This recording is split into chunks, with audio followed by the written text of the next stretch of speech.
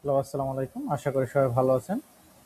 AI agent automation master ক্লাসে আপনাদের সবাইকে স্বাগতম। তো আমরা হচ্ছে এই মাস্টার ক্লাসে কি কি শিখব সেই সামারিটা একটু আমরা দেখে নিই। সো আমরা যদি দেখি এখানে বেশ কিছু বিষয় আমরা হচ্ছে একটু ডিভাইডেড করে নিছি, যেমন হচ্ছে module wise, module 1, module 2, module 3, তিনটা মডিউল আমরা হচ্ছে শিখব। এবং এই তিনটা মডিউলে আমরা হচ্ছে N8N এর যে অটোমেশন মোস্ট অফ দ্য জিনিস আমরা শিখবো এখানে। সো এখানে প্রথম এপিসোডে আমরা যেগুলো শিখবো সেটা হচ্ছে ক্লাউড বেস সেলফ হোস্টেড।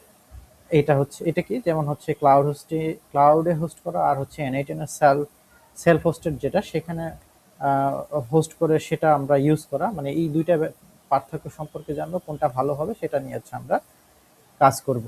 তারপর হচ্ছে এপিসোড 2 তে আছে বিপিএস সেটআপ, কিভাবে হচ্ছে বিপিএসটা সেটআপ করবেন। সেখানে ডকার মাধ্যমে হতে পারে অথবা হচ্ছে ডকার ছাড়াও হতে পারে। তো আমরা দুইটা বিষয় হচ্ছে দেখব। এপিসোড 3 তে হচ্ছে সার্ভার সিকিউরিটি, বেশ কিছু সার্ভার সিকিউরিটি কিছু ব্যাপার থাকে। আমরা যখন এই N8N-টাকে হচ্ছে আমাদের সার্ভারে ইনস্টল করব, তখন সেখানে আমরা এটা কিভাবে সিকিউর করতে ডেটাগুলো, সেই বিষয়গুলো নিয়ে হচ্ছে এপিসোড 3 তে আলোচনা করা হবে। এরপর হচ্ছে এপিসোড 4, এখানে হচ্ছে N8N এর যে মেইন ওয়ার্কফ্লো সেখানের কিছু নোট, তারপর হচ্ছে ওয়েব হুক, এগুলো নিয়ে হচ্ছে ডিসকাস করা হবে। তারপর হচ্ছে এপিসোড 5, যেখানে হচ্ছে database integration, Google sheet integration, অর্থাৎ আপনি N8N এর সাথে কিভাবে ডেটাবেজ এবং হচ্ছে গুগল শিট ইন্টিগ্রেশন করতে পারবেন সেগুলো নিয়ে দেখানো হবে। সিক্স এপিসোডে হচ্ছে ইমেইল সেন্ডিং, যে কিভাবে হচ্ছে আপনার N8N এর মাধ্যমে ইমেইলকে অটোমেশন করবেন, সেই ব্যাপারগুলো হচ্ছে এখানে দেখানো হবে। এরপরে হচ্ছে মডিউল 3, এখানে কিছু অ্যাডভান্স লেভেলের অটোমেশন দেখানো হবে। সাপোজ একটা এআই এজেন্ট আমরা ক্রিয়েট করব, সাপোর্ট এআই এজেন্ট, সেটা আসলে হোয়াটসঅ্যাপে কিভাবে হচ্ছে কমিউনিকেট করবে। তারপর হচ্ছে আমরা ডকুমেন্ট প্রসেসিং কিভাবে করবে N8N, সেটা আমরা দেখাবো।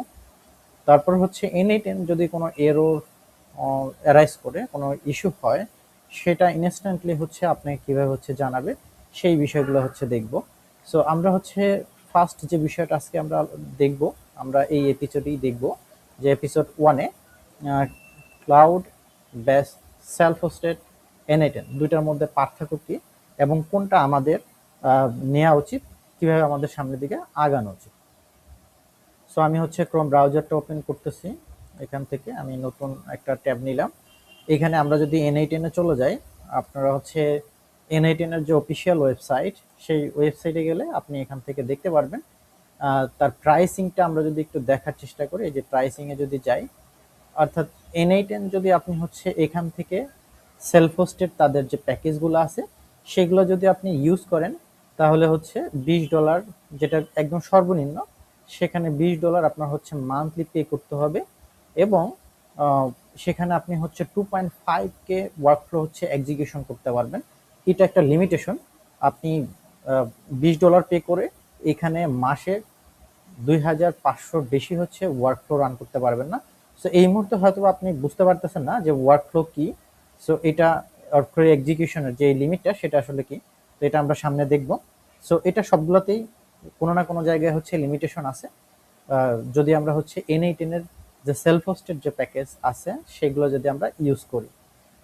ওকে, সো এবার আসি যে ক্লাউডে যদি আমরা ইউজ করি, অর্থাৎ আপনি যদি হচ্ছে কোনো একটা সার্ভার নিয়ে সেখানে যদি এটাকে হচ্ছে হোস্ট করেন, যেহেতু এটা হচ্ছে ওপেন সোর্স, আমরা যদি গিটহাবে চলে যাই এখান থেকে, তো দেখতে পারবো এর সোর্স কোড হচ্ছে এখানে দেওয়া আছে। এটা আমরা হচ্ছে আমাদের লোকাল মেশিনেও ইনস্টল করতে পারি। অলরেডি লোকাল মেশিন ইনস্টল করার বেশ ভিডিও আমার হচ্ছে আমাদের এই চ্যানেলে হচ্ছে দেওয়া আছে। সো লোকাল হোস্টটাকে আমরা কেন আমরা হচ্ছে এটাকে প্রেফার করি না, কারণ আপনার যেহেতু অটোমেশন করবেন, অবশ্যই কোনো না কোনো ক্লাউডে থাকা উচিত। কারণ লোকালি যখন আপনি করবেন, আপনার পিসি ইন্টারনেট চলে গেলে অথবা আপনার পিসি অফ হয়ে গেলে সে অটোমেশন কিন্তু ব্রেক করবে। সো আপনার জিনিসটা অটোমেটেড থাকলো না। এই জন্য আপনাকে যে কাজটি করতে হবে, কোনো একটা ক্লাউড সার্ভারে আপনাকে হচ্ছে এটাকে হোস্ট করতে হবে।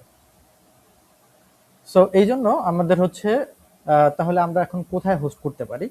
তো আমরা হচ্ছে সব থেকে কমে, আমি আপনাদেরকে একটা ইনফরমেশন দিয়ে রাখি, সেটা হচ্ছে কন্টাবো থেকে আপনারা হচ্ছে সব থেকে কমে বিপিএস নিতে পারেন।